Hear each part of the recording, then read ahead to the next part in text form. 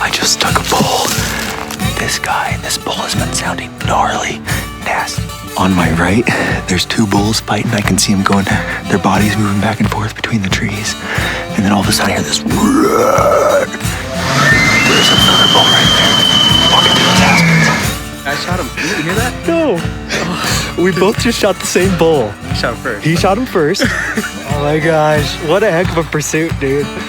All freaking day.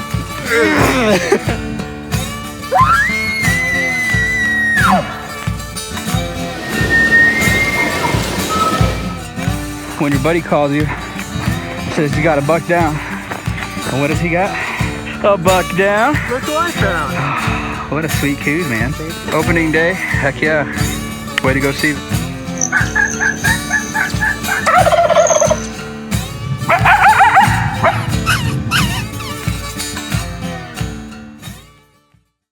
Built mountain tough, SKRE Gear offers hunters the highest quality clothing for affordable prices. With patterns designed by military concealment specialists, SKRE Gear brings you closer to the game without being detected. With every climate in mind, SKRE Gear hosts a huge selection of clothing for all the terrains of North America and beyond. Check out SKRE Gear today at www.skregear.com. Use promo code BOWHuntingAZ for 15% off your first order. National Automotive Repair is a locally owned and operated auto repair shop in the heart of Phoenix, Arizona. Jake McLaughlin and his team operate their business with a foundation of honesty, quality, and integrity. From routine oil changes to larger mechanical repairs, National Automotive can solve your issues and have you back in operation. The shop is located right off of I-17 and Thunderbird off Sweetwater Avenue, or call Monday through Friday from 8 a.m. to 5:30 at 602-978-3278. Arizona Archery Club is a premier partner with Bowhunting AZ. When it comes to attention to detail and a fiery passion, Arizona Archery Club brings it all to the table. With all the latest bows and archery equipment, you can demo every single model in person free of charge in their multiple demo rooms. Walk through the process with an experienced bow tech and see which bow is right for you without the sales pressure. Their indoor archery range offers air-conditioned lanes where you can shoot out to 40 yards. Take this awesome opportunity to hone in your accuracy and technique. When you visit, be sure to mention that you're a listener to the Bowhunting AZ podcast. Let's all support local. Real estate agents, are you looking to make your listing stand out? Arizona Listing Media has been transforming real estate listings since 2013 with their 5-star Google-rated services. Arizona Listing Media offers stunning photography, captivating drone footage, immersive 3D tours, and engaging video reels to showcase your properties at their very best. Are you ready to elevate your marketing game? Visit ArizonaListingMedia.com and book your session today. Let's make your next listing unforgettable. Oh, here we go.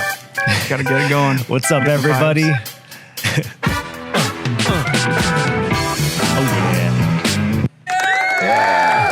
right, guys. Welcome to another episode of the Bowhunting AZ podcast. We are live here at the Arizona Archery Club.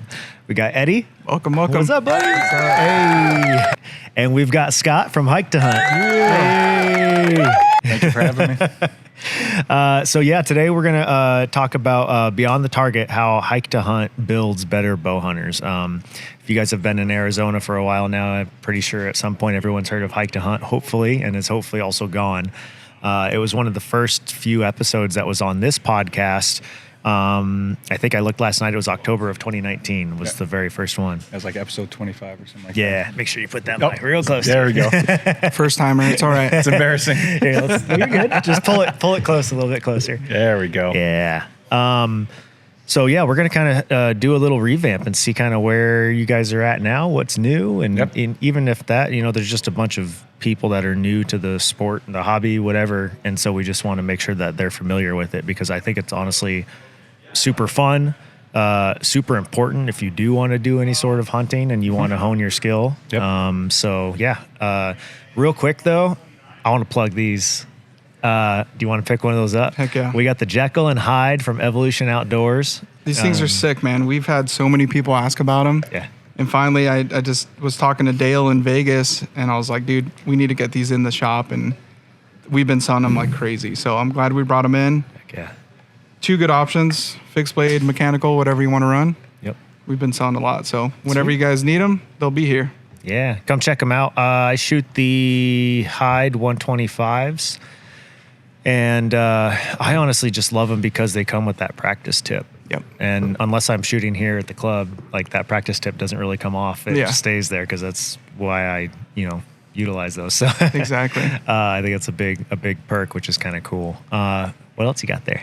Got the new driver sight. So I don't know if everyone saw the video we posted this morning of Russ, but all these sights came in. This has been like a really popular sight that everyone has been anticipating, and we've been selling them like crazy. We had a big list even before they got released of people pre-ordering them. Oh, yeah. And they're flying off the shelf. So I don't know if people knew about the landslide. I think we talked about it in previous episodes and stuff. Yeah. But this is basically just the next step. A little bit different dial. You're going to get a lot more travel once you actually dial it down. Okay. And then just the actual mechanics. The actual scope itself is still an AccuStat 2 scope. So that scope is the same, but the actual sight bar and everything else is different. Okay. So it comes in Picatinny, bridge lock, and then a standard pro mount. Okay. Yeah. Sweet. Heck yeah. And are those pretty readily available now, or are those going to fly off the shelf pretty quick and be gone here soon? Boxes and boxes and Okay. boxes in the back. Yeah, it was a madhouse in here yesterday with how busy we were, plus the big shipment of that stuff. So we got a lot. So come get your new sight on before hike to hunt. Yep, right? exactly. You can be dialed in and be practiced up and ready time for that. That way when Jay and Scott set up targets at 155 yards, you're able to dial it to it. So I know mine only goes to 100, so I have to guess the rest of the Kentucky distance. windage. Yeah. Yeah. I think I hit about like 125 before my arrow starts getting a little close to that sight housing. Yeah. I have a arrow stuck in Nordic Village in a tree somewhere. So I probably had to dig it out last time. yeah. And then one more quick plug. I'm pumped for this, Eddie. Heck yeah, dude. That's that that two-tone. You want to tell just a little bit about the bow? I guess? Yeah. Brand new Lift X, ambush fade to black for your dad. Yep. So it's pretty special to you. Yeah. Congrats on his retirement and stuff, man. I know he was stoked. Yeah.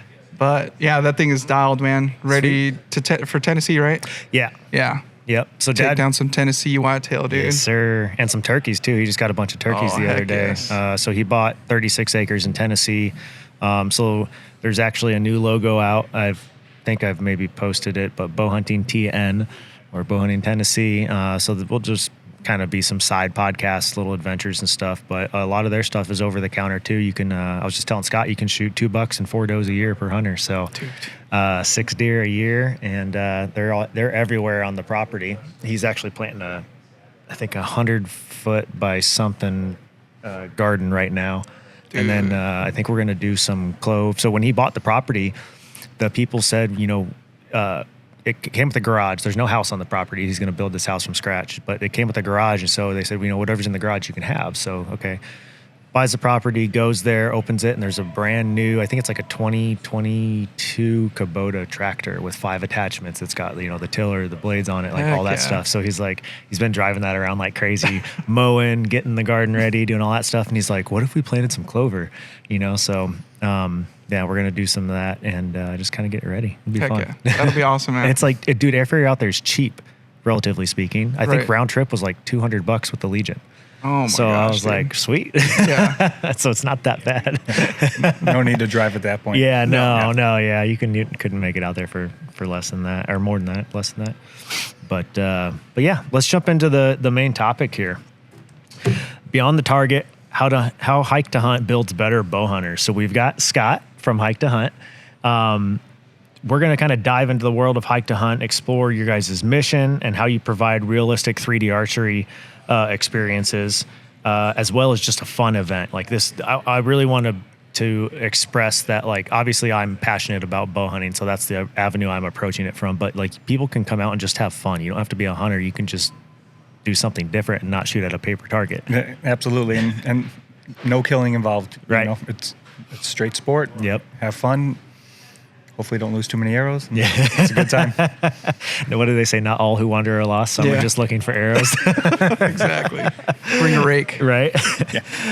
So yeah, we're going to spotlight specifically the upcoming event in Flagstaff, but you guys do have multiple locations around the country, right? Yeah. We have 2 locations this year. Our first one's going to be in New Mexico over at the NRA facility in Whittington, and that one's July 12th and 13th. And the other one will be at the Camp Raymond, is the Boy Scout camp up there in Parks, Arizona. Yeah. August 1st, 2nd, and 3rd. Perfect. So yeah, we're going to kind of go over a little bit of like some of the course designs, the event logistics, and then just kind of the community and stuff and how this makes it all possible. Let's kind of briefly discuss your guys' mission, your history. Like I had said, I recorded you guys first back in 2019, and just how Hike to Hunt originally even got started. Yeah. So it started about 7-8 years ago. I think the first event was like 175 people. Yeah. Whereas last year at Flagstaff, we did 1,800 shooters. Okay. So it's really grown, locally grown, organic, you know, obviously social media, but it's basically word of mouth from people like you, active shooters, hunters, and stuff like that. So, like I said, our goal is to go more, but with just that little bit of exposure, we've kind of 10 times basically what we started at. Yes. Yeah. And it's crazy to even think, like, you know, I wear a hat around and people notice the hat.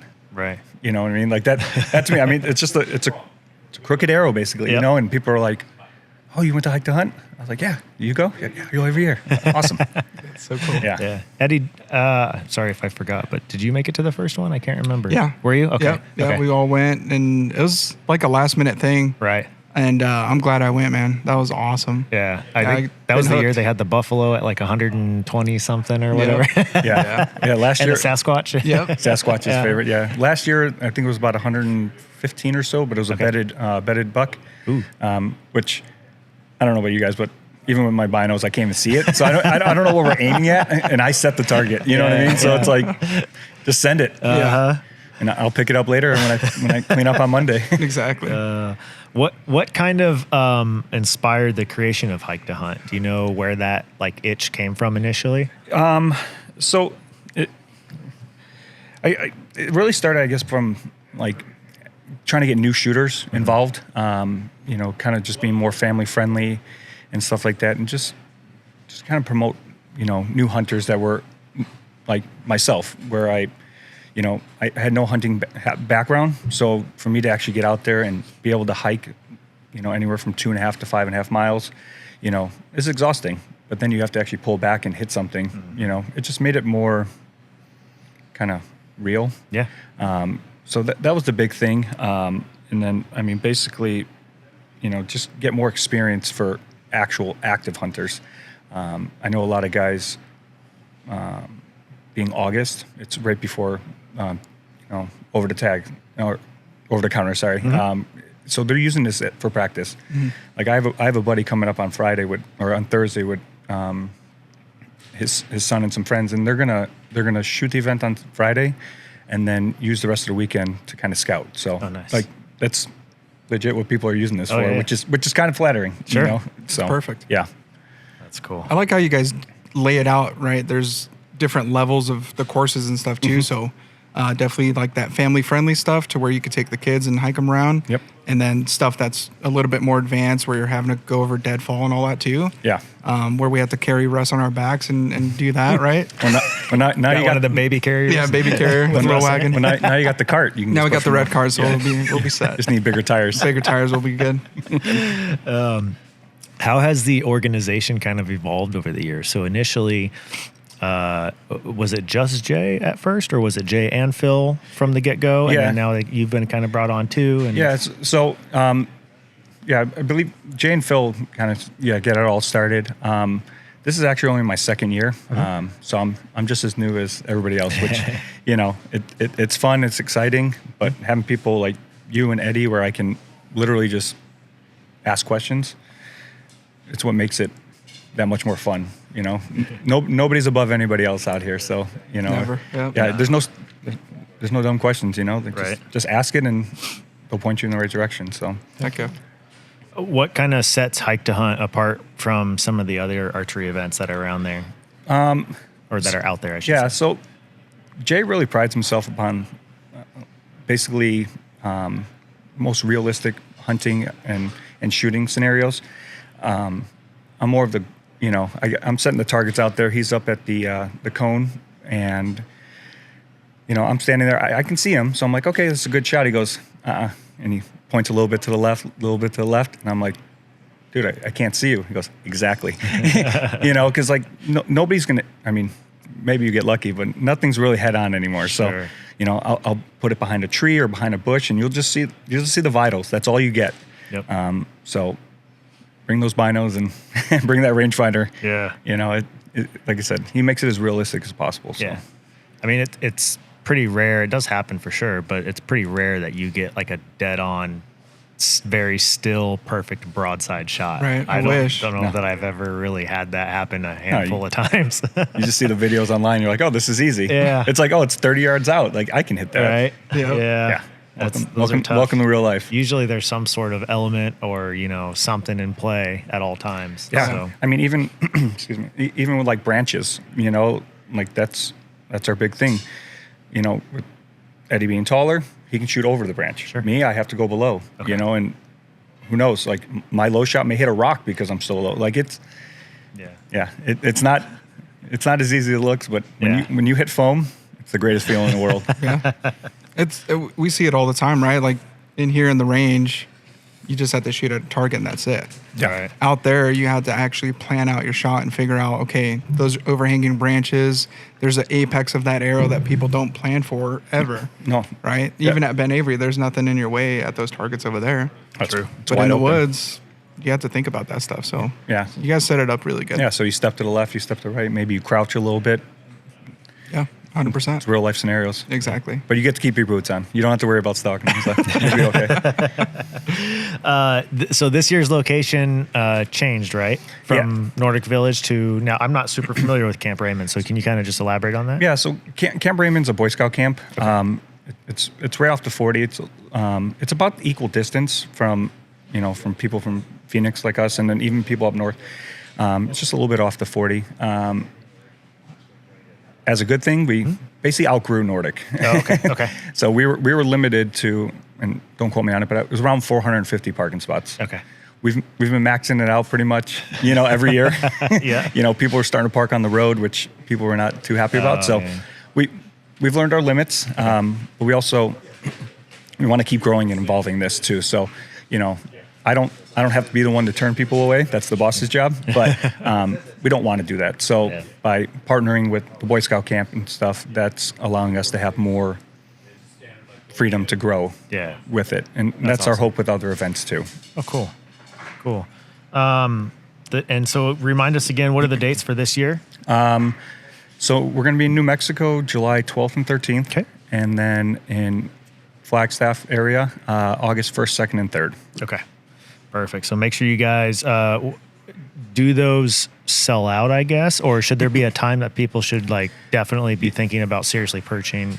Yeah. So like I said, we still have a limit because we don't want to be too busy where we have our set time slots where it's like 9 o'clock, 10 o'clock, 11 o'clock, and those are the popular time slots. Yep. So the earlier you book, the better. Okay. That way you can get out early and have as much time as possible. Because like I said, those 6 mile hikes, they take a couple hours, and you're usually pretty winded. So you want some time in between, especially if you want to, hang out and even attempt to do another course. Yeah. Right. Yeah.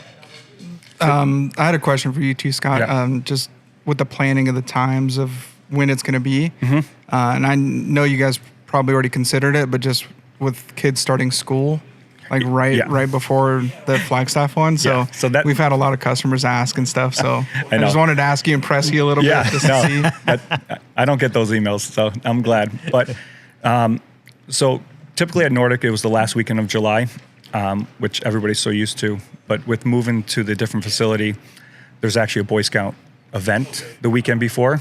So that was our, it was either that or nothing, kind of thing. Right. And everybody in Arizona is different because like my kids start on the 5th, which is Tuesday. So I'll be getting back Monday. Kids go back on Tuesday. But I have some buddies that are shooting. Their kids actually start on Wednesday before the event. So they've already notified me that they are going. Their kids are not going to be in school. So people are making arrangements and stuff. But obviously, like I said, we do our best. The facility owns us basically. You got to, they say when and you say perfect. Yeah. So. It's with like everything, right? There's changes and stuff. And there's always people asking like, oh, why this and why that? Well, those are the reasons why. And the best thing for us to do as archers is to support you guys and show face and show up to these events, right? So absolutely. We want Hike to Hunt to always happen. So might have to sacrifice a weekend and maybe it's a little bit of a crunch time before school starts for kids, but if this is what you're into, then. And like I said, it's a few months out too. So planning wise, it's not like it's last minute.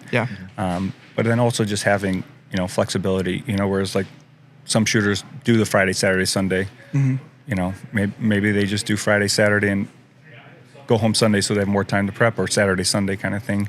Because that's a nice thing. The way we have it set up is it's $35 a day. So, you can get the total access for $70, which, gives you a couple other kind of bonus perks too. But whether you do 1 day or 2 days, it's still $35. So, you might as well just maximize your time there. Right. If you're gonna make the 2.5 hour trek out, you might as well enjoy it. Sure. I was trying to close the shop down for 3 days, but that wasn't going to fly. We can lock it up. Let's do a little bit of like a course breakdown. So let's cover each of the 4 courses. And so we've got a Shields family course, Reinhardt Hunter course, POC long shot course, and Kuyu Western course. And of course, some of those sponsors can always change, but essentially there's 4 different courses. Yep.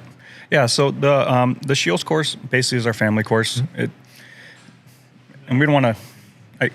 It's a shorter course, distance-wise, shooting-wise. We have it on the site that it ranges from 20 to 60 yards. It's give and take. All these courses are custom designed on the fly. Like we literally just walk, and we see a shot, put a flag down, grab a target from the side by side, and we go set it up. So there's no rhyme or reason. Okay.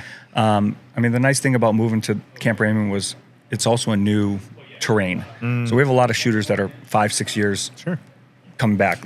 Obviously you're a lifetime member, but like people want to see new shots, new everything, which is hard to do in the same area. So having different locations is going to help. Now the nice thing about the other courses, like you said, the Reinhardt, PSE, Kuyu, like the PSE is the long one, which, like I said, we had, I believe it's like 117, 118 yards with the bedded buck. Okay. It's a fun shot. It's not realistic. I don't know about you guys, but I'm not sending, Depends on how big it is. This is true. This may be the last time you're seeing them, but the ethics board doesn't want you sending it that far. Exactly. So the fact that you can test it and goof around with friends and play games like that, those are fun shots. The nice thing is I also don't want families to get discouraged by the longer ones. Not all targets are the same. So for the most part, let's say like you have a 30-pound, you're not gonna hit that far. It's not gonna happen. So we encourage kids to move up. Okay. That's 100% okay. Let the adults shoot first, so nobody's behind you. Sure. And people are gonna see you. So just make sure you're aware and stuff. But let them get as close as they want. It's about having fun, building confidence, and doing all that stuff. So if you come up to that 80-yard Sasquatch that everybody wants to shoot, which nobody knows what it's on until you're there. Like, I think I spent 15 minutes with a kid and his dad, and they were just loving it. Like, he took 4 shots at it. I was like, dude, take as many as you want. Take pictures, do whatever you want. Like this is what it's about. So getting the young kids, comfortable and into it. So Heck yeah. That's awesome. The Q, I mean, is there any difference, the QU course from the PSE course? I mean, is it just kind of all still similar and stuff, or yeah, for the most a part, different like I said, shot scenarios? it is different shot. Like I said, this is going to be a new venue, so Yeah. like, where it's like, like the KUIU and Reinhardt, like we went through like the Aspen Forest, where like those were like the fun shots, where like we literally watched arrows explode because you had that cross that you had to kind of go in between. So we're still kind of, we're going to go out there, scout the land a little bit, see where everything's going to lay out. But it's going to be along the same lines as difficulty-wise. Sure. We kind of do that as the grading, with distance and shot capability, basically. Yeah. Yeah. So, but I know Eddie and I have talked recently too that they're open to sponsoring, one of the courses and stuff like that too. So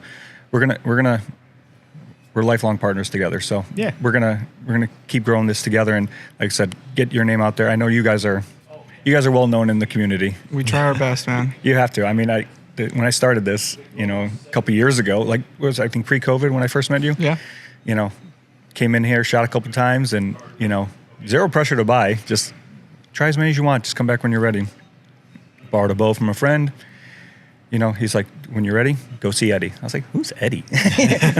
Everybody knows Eddie. So I was like, I'll go see Eddie. And then, here we are now. Like, we're planning events together, and we're growing this thing. So yeah, it's awesome.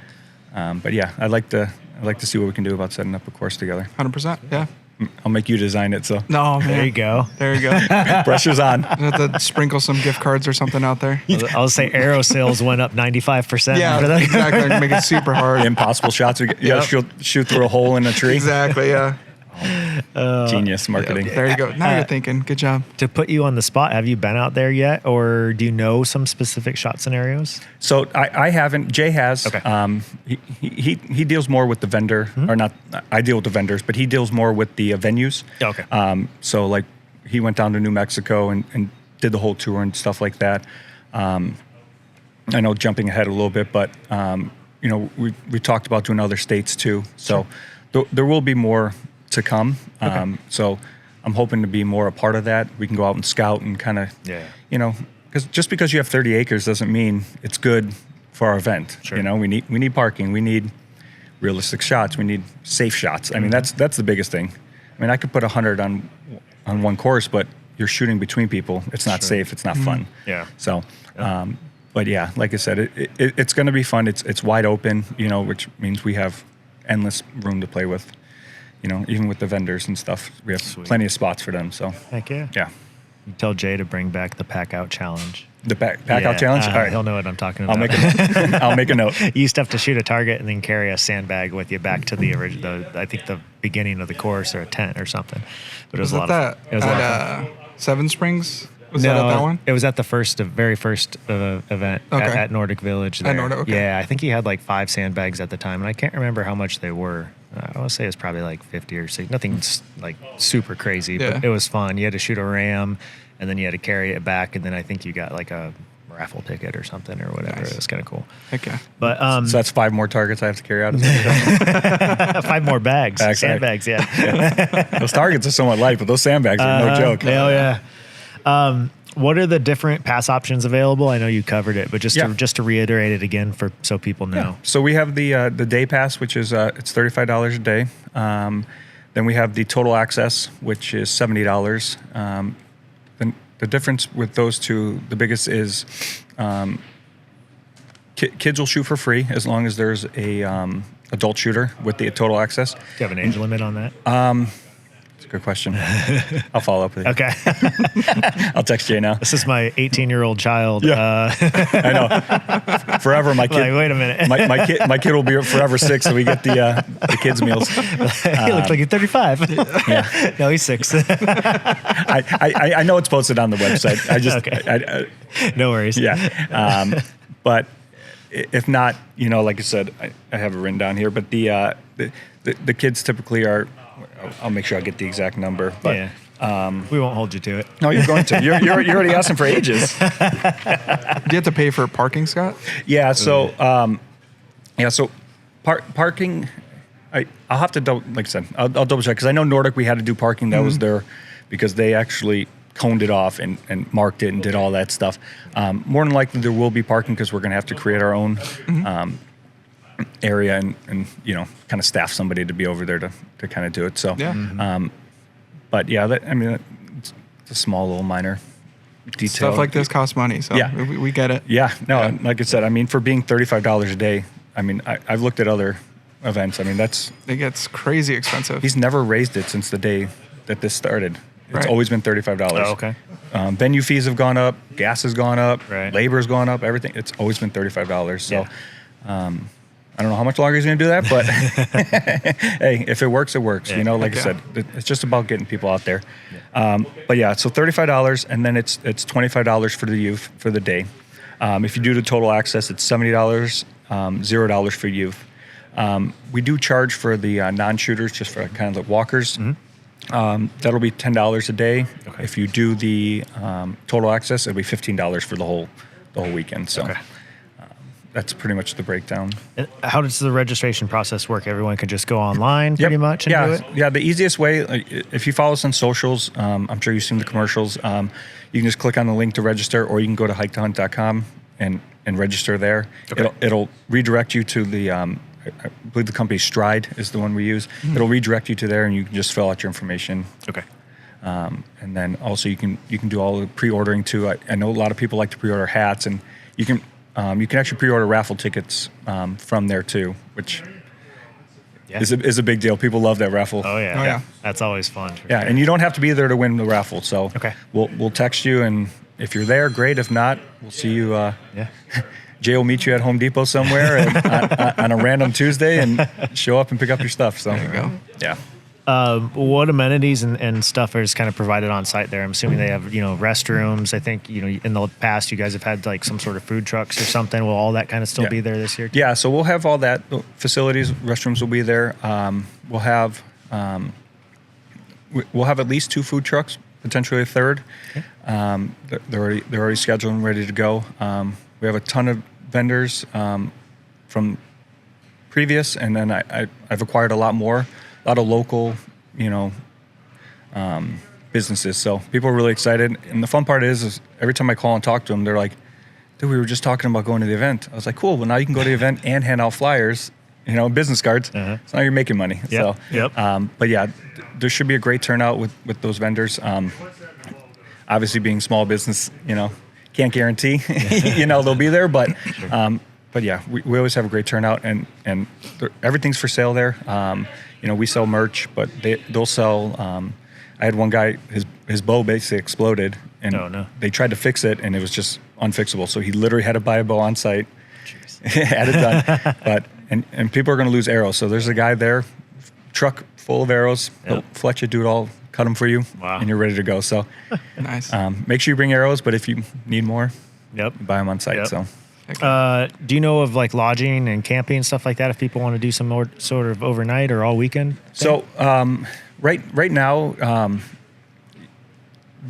there's a lot of dispersed camping. That's kind of hunting, right? So that's where everybody is mostly. Okay. Just obviously follow the right service roads and do that. But all your major hotels, we're not far from Flagstaff, Williams, and stuff like that. It's basically halfway in between. So people are going to stay there. There's plenty of Airbnbs that people are, kind of bunking up. You're really only putting your head down. You're at the event from 9 to 5, basically. There's food trucks. You're basically hanging out all day. So people may just grab dinner and put their head down and start again in the morning. So those are your best options. Our goal in the future is to find, bigger events where we can do more on-site camping, because I feel like that would bring the community back, kind of together more. That's easier said than done. 1,800 people, we'll have to figure it out. But not everybody's into it, we hunt, so I can sleep in a trailer, I can sleep in the truck, we're fine. But, some people just do this that's all they do is 3D shoots. So, they don't do the camping part of it, that's fine. Yeah. Go get a hotel, go get an Airbnb, or bring your trailer. That'd be cool to get a big old camp out going on. That'd be sick. Like the country thunder of 3D archery. Here we go. Huntry Thunder. You could sing if you want. We would definitely go viral. I can tell you that right now. We'll get Russ up on stage there. There you go. You're hired, Russ. Boot scooting. He's like, what are you talking about? Poor guy. What specific pieces of gear do you recommend that people bring for an event like this? You've already said arrows. Definitely, we'll say it Yep. again. Get your arrows ready. Get your arrows ready. The biggest thing, and I mean, most people are in. Everybody's got their own bow. We know that's the thing. You can't shoot somebody else's bow. Like it's impossible. So you got your bow, you got your arrows. Binos are good. Mm-hmm. Like I said, everybody's got their harness, so it's usually in there. Just to kind of, a lot of people play games, right? Sure. Like, so it's like, that center is 12, 10, whatever, you work your way out. So people want to hit those vitals. Rangefinder is very important. We don't have, we have them on a sheet, mm-hmm. but it's not public knowledge. So marked, you have to do your own due diligence. Mm-hmm. Okay. And I mean, I'll be the first one to admit, like, I ranged the bear. It was 52. I was like, turn my dial 52. Thing skipped right in. I was like, all right, this is gonna be a long day. Checked it again. It was 81. I was like, Oh man.